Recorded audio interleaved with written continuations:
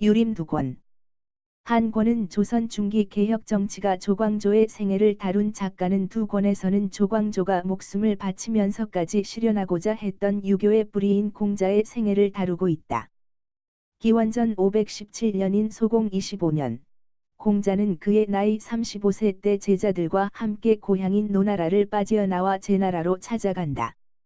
당시 노나라는 소공이 임금이었으나 정치 권력은 삼환씨들이 차지하고 있었다. 삼환씨들이란 환공의 자손인 세 집안을 뜻하는데 계손, 숙손, 맹손의 세 집안을 말한다. 임금 소공은 계씨를 제거하려다 오히려 삼환씨들의 역공을 받고 제나라로 도망가서 그곳에서 7년을 보내다 귀국을 못한 채 사망하게 된다. 노나라의 국내 사정이 이런 상황에 공자는 노나라를 떠나 제나라로 정치적 망명을 한다.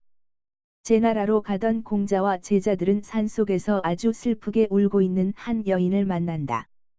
그 이유를 묻자 남편이 몇 해 전 호랑이에게 물려 죽었는데 며칠 전에 아들도 호랑이에게 물려 죽어 슬프게 운다는 것이었다. 그래서 왜 호랑이를 피해 다른 곳으로 가지 않냐고 묻자 여인은 이곳이 호랑이가 나타나 위험하지만 다른 곳처럼 가혹한 세금과 노역이 없어서 이곳을 떠날 수 없다는 말을 한다. 이 이야기에서 가정맹어호라는 고사가 나온다.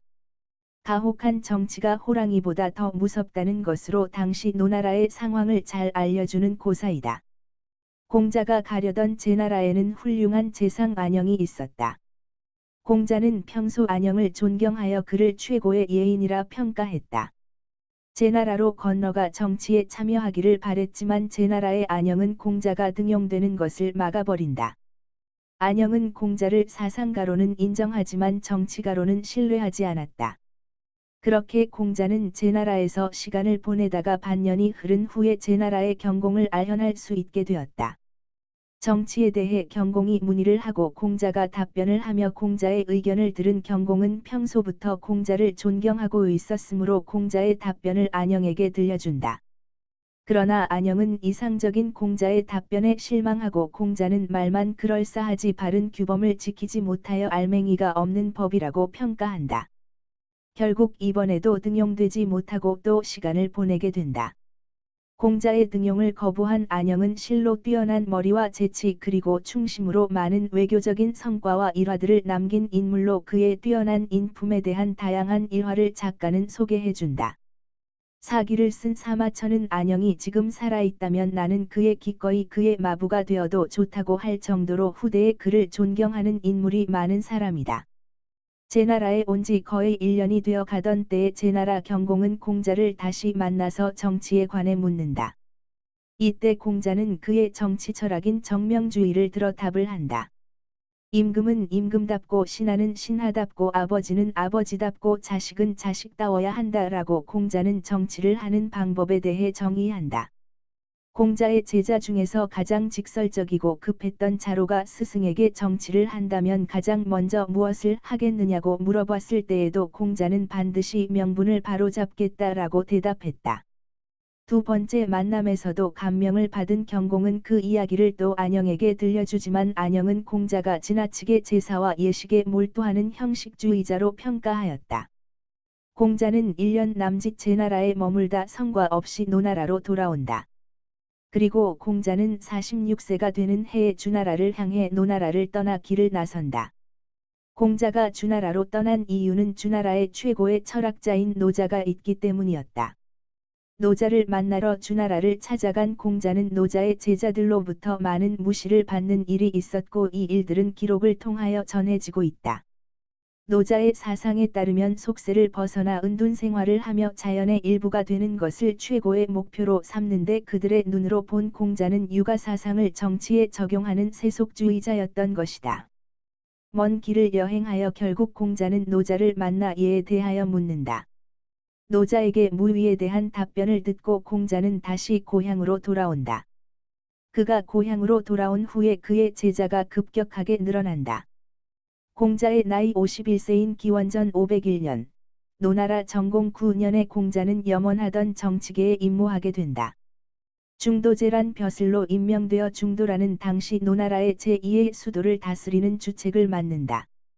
중도제로 임명된 공자는 1년 안에 이 고을을 질서가 잡히고 닿은 지역에서 본받을 정도로 발전시킨다.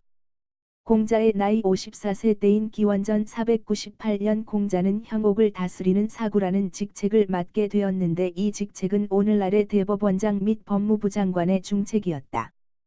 공자는 이 직책도 훌륭하게 수행하여 그의 명성은 더욱 높아지게 되었고 그의 나이 55세인 기원전 497년 그는 재상을 겸하는 대사구라는 직책을 맡게 된다. 공자가 정치를 맡게 되면서 노나라는 점차 강력한 국가로 성장하게 되었고 이웃 제나라의 경공은 이런 공자와 노나라를 예의주시하고 있었다. 그들에게 공자와 노나라의 발전은 두려움을 주었다. 그리하여 경공은 대부 여서와 상의하여 공자와 임금인 정공과 권신 계환자의 사이를 멀어지도록 계략을 꾸민다. 여서는 제나라의 미녀들 중에서 최고의 미인들을 80명을 선별하여 악공들과 함께 정공과 계환자에게 보내고 이 여인들과 악공을 받아들인 계환자는 정공을 끌어들여 함께 여색에 빠져 지낸다. 공자는 이들에게 마지막 희망까지도 없음을 깨닫고 5년 동안 정치를 맡았던 노나라를 미련 없이 떠나기로 결정한다. 공자가 떠난 노나라의 정치는 급격하게 몰락하게 된다.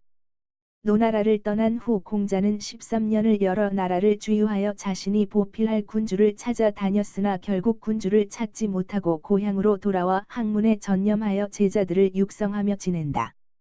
어린 나이에 학문의 뜻을 두고 배움에 힘쓴 공자는 비교적 젊은 나이에 많은 제자들을 두고 유가사상을 창조하여 사후 2500년 후까지 전 세계에 엄청난 영향을 끼친 위대한 철학자였다.